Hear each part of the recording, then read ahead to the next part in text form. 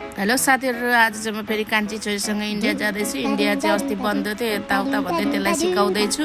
अनि यताबाट यसरी जानुपर्छ, यहाँनिर यस्तो छ भन्दै त्यसलाई पनि फर्स्ट टाइम गएको म। यहाँ पुल देखाएँ, उहाँबाट चाहिँ ठुल्ठुलो गाडीहरू नन स्टप गाडी चल्छ भन्दै देखाउँदैछु। सिकाउनु त पर्यो नि त, अब नजाने पनि पैसा नि दुईचोटि तिर्नुपर्छ। अहिले त आधी बाटोबाट भन्दै यहाँनिर पैसा तिर्दै गोजीमा पनि हालिसकेर अनि त्यहाँदेखि अब चेन्ज गर्नु पर्यो। अनि आउँदै फेरि एसपिआईकोमा अब चेक गर्ने त आइहाल्यो। नागरिकता देखाएँ, त्यहाँदेखि यता तल भिडियो गरेको सुपारी बोकेर हिँड्दै थियो। अनि यता हामी फेरि चढेर पर पानी ट्याङ्की पुगेको। गर्मीले ढिर भएर म चाहिँ पानी किन्न थालेँ।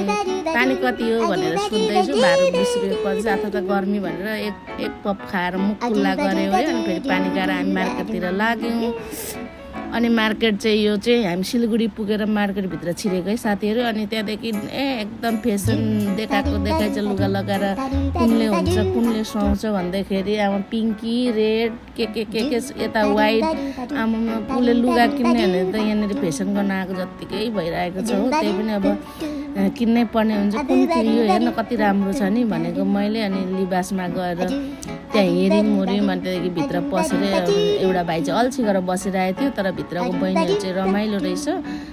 भित्र गएको एकदम बोलाइलो होइन। अनि फेरि त्यहाँ किनसार अर्कोमा गएको माथि चढ्दैछु। अनि त्यहाँ पनि अर्को लुगा बनाउन दिएको थियौँ नि त हामीहरूले। अनि त्यहाँ पनि गएर पुरा अब त्यहाँ हेर्नु पऱ्यो नि, लिनु पऱ्यो। फिनिसिङहरू उनीहरूले आफै गरिदिँदैछ। अनि त्यो रेडी बनाइदिएर हामी चाहिँ अर्कोमा लिबासमा गएको थियौँ। अनि फेरि आएर यहाँ पनि लिँदैछौँ हाम्रो लुगा। यहाँ पनि देखाउँदैछ, यहाँ हेर्नु है 15,000को लुगा हो भन्दै मलाई देखाउँदैछ। यता ऊ पनि लुगा लगाएर बिहेको लागि भएसम्म यतिको भयो भन्दै देखाउँदैछ। अनि त्यहाँदेखि फेरि हामी चुरा दोकानतिर लाग्यौँ, चुरा हेर्न थाल्यौँ। चुरा त यति सस्तो भयो। त्यहाँदेखि भित्र गयौँ गहना दोकानमा, गहना हेर्न थालेको। ब्रासहरू त साथीहरू यति सस्तो, यति राम्रो है। कति लोभ लाग्दो, नेपालमा भन्दा नि सस्तो। मलाई त साह्रो मन पर्यो ब्रासहरू पनि। अनि यहाँ चाहिँ छोरीले यसो चुराहरू लिने भन्दै हेर्दै थियो। म चाहिँ गहनातिर हेरिरहेको थिएँ, गहनै हेरिरहेको थिएँ। यो राम्रो छ, यो राम्रो छ भन्दै सोध्दै हेर्दै थिएँ। अनि यो चाहिँ एकदमै राम्रो रहेछ हौ, डिजाइन पनि राम्रो रहेछ भनेर देखाएँ त्यसलाई। भन्दै थियो त्यसले। फेरि त्यहाँ तल हेरेको मोती लगाएको पनि कति राम्रो देखियो क्या। खालि यो फेसबुकतिर केटीहरूले फेसनमा देखाउँछ नि त्यस्तै।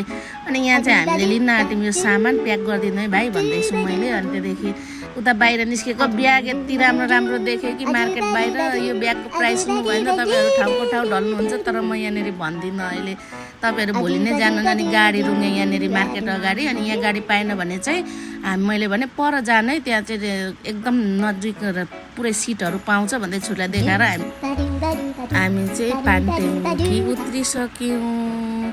अनि यहाँ त अब घरको सामान लिनु पऱ्यो, लुगाहरू मात्रै किनेर भएन। त्यहाँ चाहिँ मैले एरियलहरू थुक्पाहरू एकदम सस्तो मूल्यमा पाउँछ र उतैबाट किनेँ। अनि त्यहाँदेखि अब यहाँ काँक्रेभिट्टा आइपुगेर साँझ पऱ्यो, 7-7:30 बज्छ। भोक लागेर क्रिम रोल खाँदैछु। किनिवरी यहाँनिर उभि खाँदैछु। यहाँ भोकले कस्तो भएछ, तर क्रिम रोल चाहिँ मिठो क्या, क्रन्ची खालको। मलाई मिठो लाग्यो। म यहाँनिर